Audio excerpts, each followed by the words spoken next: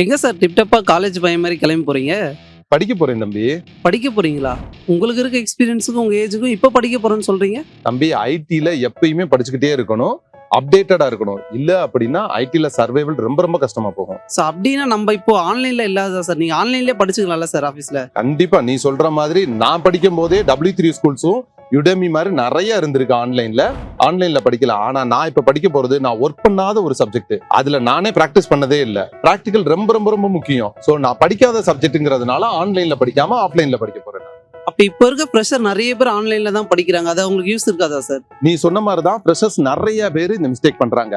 ஆன்லைன்ல போய் படிக்கிறதுக்கு 40,000 இருந்து 50,000 செலவு பண்றாங்க. காசு நிறைய இருந்து செலவு பண்ணா தப்பே இல்லை. ஆனா ஃப்ரீ கோர்சஸ் அவ்வளவு அவைலபிளா இருக்கு. நான் படிக்கும் போதே W3 ஸ்கூல்ஸ் யுடெமி இப்ப இருக்கு. ஆனா யூனிக் டெக்னாலஜிஸ் இது எல்லாத்தையுமே கம்ப்ளீட்டா ஃப்ரீயா யூடியூப்லயும் வாட்ஸ்அப் சேனல்லையும் உங்களுக்கு கைட் பண்றாங்க. ஒரு ஃப்ரெஷருக்கு என்னெல்லாம் டவுட் வருமோ அதை கிளாரிஃபை பண்றதுக்கு டெடிகேட்டடா ஒரு டெவலப்பரும் அசைன் பண்றாங்க.